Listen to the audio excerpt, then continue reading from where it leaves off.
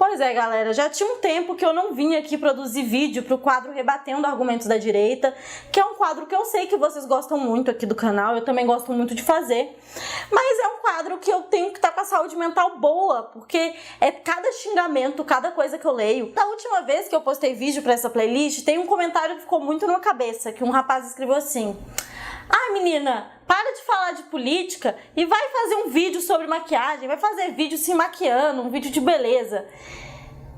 E não é que eu gostei da ideia? E é por isso que hoje eu resolvi voltar em grande estilo, porque nós vamos rebater ele, o senhor que abriu as portas do inferno no Brasil, o guru do Bolsonaro, o inominável. Senhoras e senhores, se segurem que o vídeo de hoje nós vamos rebater Olavo de Carvalho e, de quebra, o Instituto Mises. Fala, rapaziada, pra quem não me conhece, meu nome é Laura Sabino. Pra quem já me conhece, meu nome é Laura Sabino também. E assim, gente, ó, vou ser bem direta, viu? Eu li Olavo de Carvalho e Instituto Mises pra gravar esse vídeo pra vocês. E o mínimo que eu espero é que vocês se inscrevam no canal, ativem o sininho, comentem muito pra engajar e compartilhem esse vídeo. Eu também quero deixar aqui o meu salve ao pessoal do Apoia-se, que mantém esse canal aqui de pé. Se você tá aí me assistindo, tiver como e puder, considere apoiar o canal com qualquer valor a partir de R$2. Dito isso, bora pro vídeo. Vou até prender o cabelo aqui pra passar a maquiagem. Vocês sabem que eu tive que ler, né, Olavo de Carvalho para gravar os vídeos aqui do canal.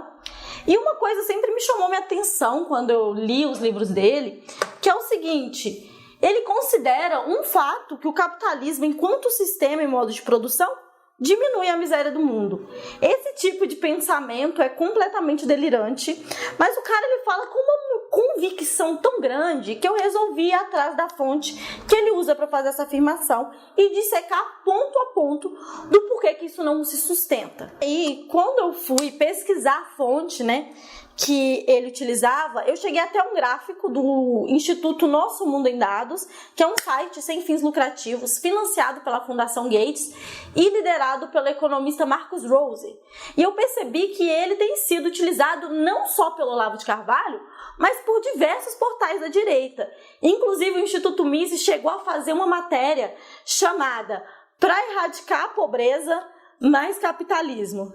Sim, os caras meteram essa mesmo. O gráfico é esse aí que o Lucas vai colocar para vocês na tela.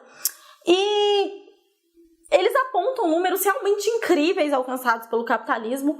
Dentre eles, que a proporção de pessoas que viveram na pobreza diminuiu de 94% em 1820 para apenas 10% na atualidade. E aí, a partir desse gráfico, é construída a seguinte narrativa, né? O raciocínio é o seguinte: antes do capitalismo, existiam mais pessoas na pobreza extrema.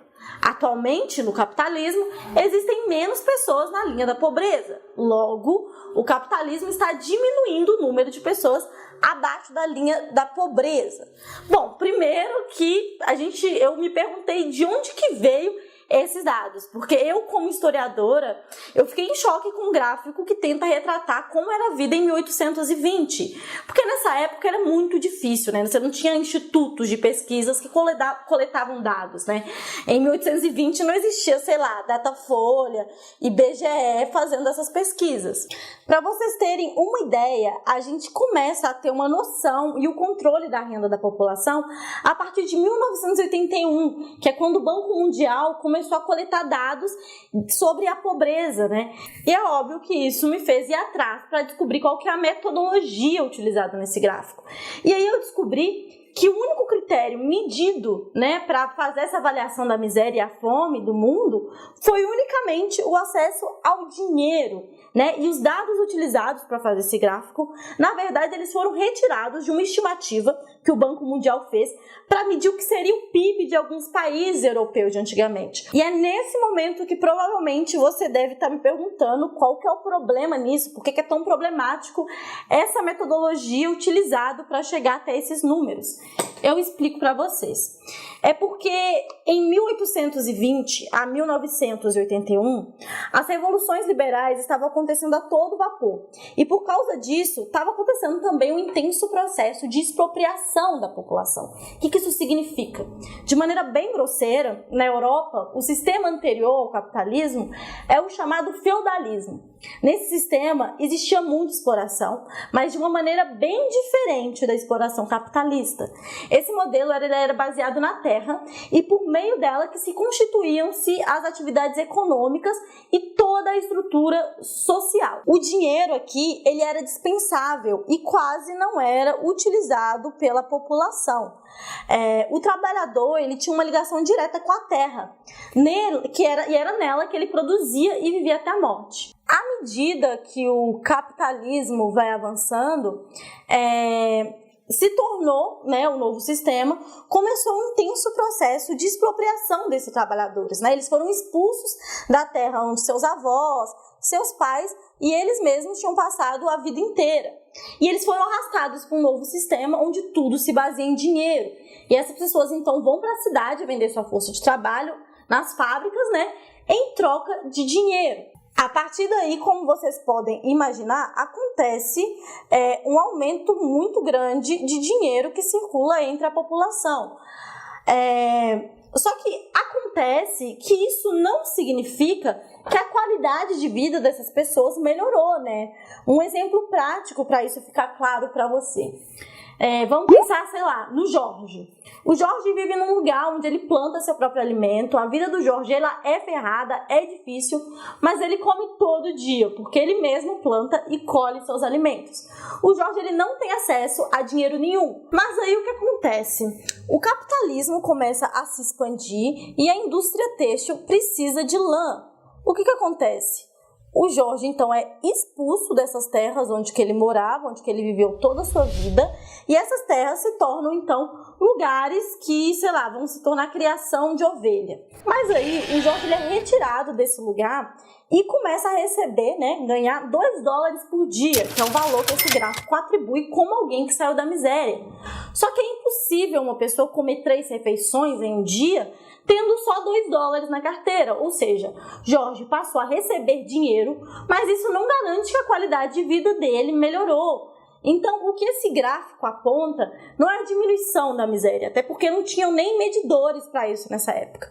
Era a quantidade de pessoas que viviam com menos de $1,90 por dia. Agora, destaque aqui para o quanto que o Olavo de Carvalho dissemina fake news e é desonesto, Em seu artigo denominado A Miséria do Mundo, Olavo diz o seguinte, eu vou ler aqui para vocês. Só povos que se atiraram de cabeça na aventura capitalista conseguiram elevar significativamente o padrão de vida de suas populações. Mas em muitos países, a prosperidade veio junto com um crescimento ainda maior do aparato burocrático estatal, resultando naquela mistura de capitalismo e socialismo que leva o nome genérico de fascismo. Somente um país conseguiu manter-se numa linha de desenvolvimento econômico constante e progressiva eliminação da pobreza sem sacrifício considerável das liberdades individuais: os Estados Unidos da América. Vamos por partes, gente, aqui. Bom, eu acho muito irônico ele falar sobre isso, porque que os Estados Unidos é o país que conseguiu se manter numa linha de desenvolvimento econômico constante, progressiva eliminação da pobreza, Sendo que 70% da redução da pobreza no mundo, que é reportado no gráfico, aconteceu na China. Nestes 70 anos, mais de 850 milhões de chineses saíram da linha de extrema pobreza, o que, contabilizaria, se a gente for olhar, 3 vezes o tamanho do Brasil, para vocês terem noção do tamanho e o tanto de gente que eu tô falando. E gente, com todas as críticas que eu tenho sobre a China, é inegável que o modelo econômico deles está longe de ser livre mercado, A gente está falando de uma economia planificada. Hoje a China alimenta 20% da população mundial com apenas 9% das terras cultivadas em todo o planeta. E quando a gente tira a China das contas, da equação, os números ficam ainda piores. Sem a China, se a gente fosse medir o número de pessoas na pobreza, né, ao longo das 4 décadas, desde 1981, o número de pessoas na pobreza basicamente permaneceu estagnada em cerca de 60%. Então, quando o Instituto Mises, Olavo de Carvalho fazem matéria, né, atribuindo ao capitalismo e ao livre mercado a queda da miséria no mundo, é só mais uma, nem desonestidade, né, mas fake news que essa galera dissemina. Aí é o momento que vocês falam assim: ah, Laura, mas você tá sendo desonesta, porque o que ele fala é que os Estados Unidos diminuiu significativamente a miséria nas últimas décadas, né, mantendo o crescimento econômico e as liberdades individuais. Só que os Estados Unidos não fizeram nenhuma das 3 coisas. Os Estados Unidos têm os piores índices de miséria entre os países ditos desenvolvidos. Está entre os países da OCDE com a menor expectativa de vida, alta mortalidade infantil, alta pobreza relativa, uma multidão de milhares de miseráveis que só cresce a cada dia. Sobre a liberdade de expressão, eu não preciso nem de comentar, né? Porque vai ter vídeo no canal sobre liberdade de expressão no capitalismo, mas aí eu deixo para vocês como indicação para vocês pesquisarem aí sobre o caso do Julian Assange, que está preso até hoje depois de denunciar os crimes de guerra dos Estados Unidos, porque ele vazou documentos e imagens que filmavam o exército estadunidense atirando em civil lá no Oriente, simplesmente lá no Iraque, brincando de atirar em civil. O cara tá preso até hoje, joguem aí no Google. Fora que assim, gente, esse gráfico, ele é tão tosco, mas ele é tão tosco que ele só foca na Europa e a Ásia e ignora completamente a África, América Latina e outros lugares que antes da colonização a maioria das pessoas viviam em economia de subsistência ou em sociedades caçadoras e coletoras, ou seja, tinham acesso a gados, frutas, verduras, água e tiveram sua sociedade, seus povos completamente destruídos, né? E o site aí do Mises jurando que a chegada do capitalismo diminuiu a miséria dos povos originários dessas regiões, enquanto na realidade levou à destruição desses povos e à escravização dessas pessoas. Outra coisa que eu acho bom frisar que é o seguinte: existe uma definição do qual eu não gosto muito, mas que os principais estudiosos na área chamam de linha da pobreza razoável, que seria o seguinte: o mínimo que um ser humano precisa para viver como alguém pobre, mas sem ser miserável,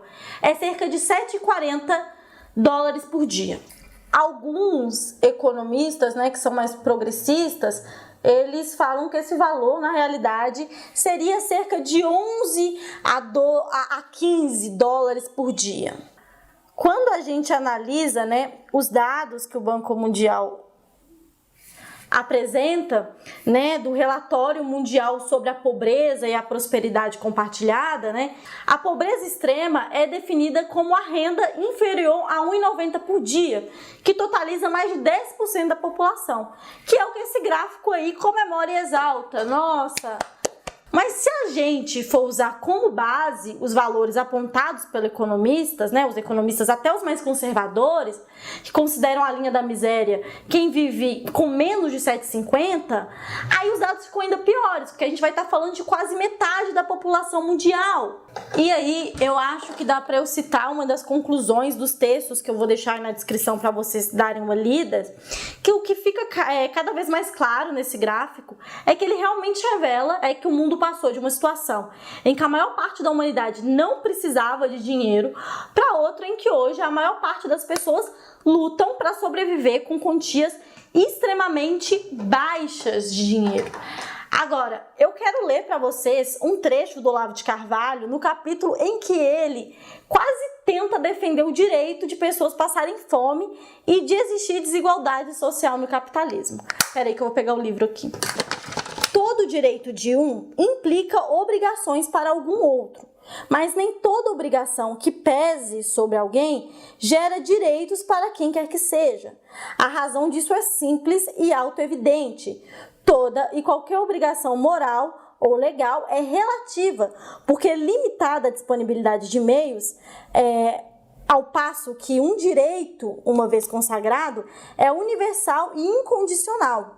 Decretado que os pobres têm direito à ajuda estatal ou privada, a simples inexistente existência dos meios de ajudá-los se torna automaticamente algo como uma ilegalidade ou um crime, e a sociedade inteira, quanto mais pobre, tanto mais merecerá o rótulo de criminosa, de modo que a pobreza de uns será uma espécie de mérito e a de todos, um delito abominável. Se isso está muito sintético, analisem e verão que é certo. Da incompreensão dessa obviedade deriva a noção monstruosamente perversa de que uma sociedade onde haja pobres ou muito pobres é uma sociedade injusta. Em princípio, e à luz da razão, toda obrigação moral ou legal está condicionada à regra áurea do direito. Ninguém é obrigado ao impossível. Por isso mesmo, a obrigação de ajudar os pobres não dá a estes nenhum direito de exigi-la. Então, gente, de maneira bem resumida para quem não entendeu, o cara aqui está dizendo que não tem como combater a fome e a miséria porque não existem recursos, não existem possibilidades e formas possíveis para fazer isso. E aí ele utiliza um importante conceito, que é: ninguém é obrigado a fazer o impossível, que foi criada como uma maneira de prevenir que seja considerado desobediência infringir uma norma que é humanamente impossível. Acontece, gente, que Olavo de Carvalho e o Instituto Mises, eles não foram desonestos ao afirmar que o capitalismo não é o único sistema em que existe a fome, mas eles são desonestos ao ocultarem de suas análises que a fome é inerente ao capitalismo. O capitalismo, ele não é o único sistema que coexistiu junto da fome. No entanto, é o único sistema que produz alimentos que seriam o suficiente para alimentar todo mundo e que mesmo assim pessoas morrem de fome.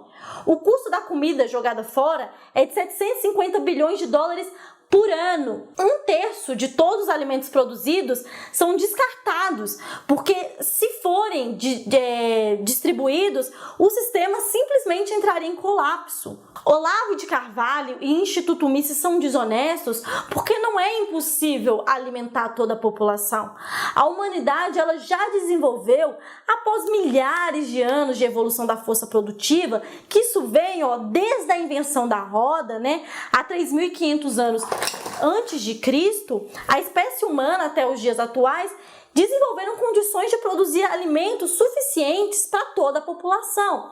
Ou melhor dizendo, nós já produzimos, As leis que regulam o sistema capitalista, as estruturas que mantêm esse sistema de precisam da fome, Eu tenho um vídeo sobre isso, que é o vídeo sobre Exército Industrial de Reserva, que pode ser bem útil para vocês. Então, se nos sistemas anteriores não existiam métodos tão eficazes para produzir alimentos, em determinado momento aconteciam os fenômenos naturais como enchente, seca, tornado, que interferiam na produção dos alimentos, hoje não tem mais essa desculpa, Nós temos as melhores tecnologias, técnicas para o cultivo de alimentos. Para vocês terem ideia, a Europa sozinha é responsável por 222 milhões de toneladas de alimentos desperdiçados por ano, que é o equivalente a toda a produção de alimentos na região da África subsaariana. O capitalismo também gerou um fenômeno muito bizarro, que é o padrão estético de alimentos.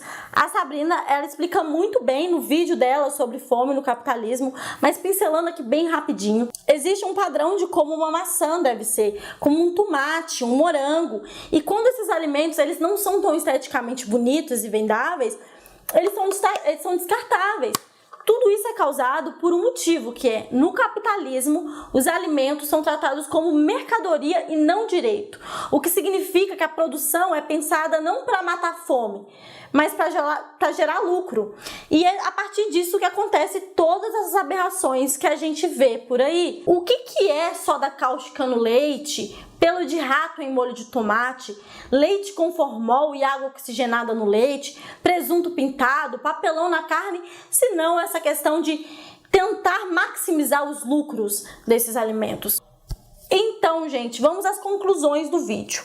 Esse gráfico, ele não aponta que a solução para a miséria no mundo é o capitalismo e a livre concorrência. Ao contrário, o gráfico ele mostra a transição de uma sociedade pré-monetária para uma sociedade monetária, ou seja, uma sociedade que quase não utilizava dinheiro para uma que se tornou escrava do capital, né? Ignorando completamente a colonização dos outros países, né? Além disso, quando mostra que as últimas décadas, né, o gráfico ele documenta o aumento da circulação de dinheiro no mundo e principalmente na China. Ó, gente, é o seguinte, vocês sabem que toda vez que eu solto vídeo assim, vem uma chuva de ataque, uma chuva de hate, e deu muito trabalho pra fazer, eu vou ficar com dor de cabeça a semana inteira. Então assim, gente, comentem muito aqui embaixo, apoiem o canal, compartilhem esse vídeo, enviem para todo mundo, façam esse vídeo chegar cada vez em mais pessoas. Quero que vocês me mandem também qual que é o capítulo, o próximo capítulo do livro do Olavo que vocês querem que eu faça, né? Aí vai ser focado não em gráfico ou uma coisa, mas no capítulo mesmo do livro, que vai ser o próximo vídeo aqui dessa série. E é isso, pessoal. Eu espero que vocês tenham gostado. Não se esqueçam também de entrar para o nosso canal no Telegram, onde eu dou dicas de estudo, mando planejamentos de como estudar determinado tema com viés marxista. E é isso, pessoal. Espero que vocês tenham gostado. Não se esqueçam de se inscrever no canal, ativar o sininho caso vocês tenham gostado, enviar esse vídeo para todo mundo e apoiar o canal caso vocês consigam, tá bom? Espero que vocês gostem. Até o próximo vídeo.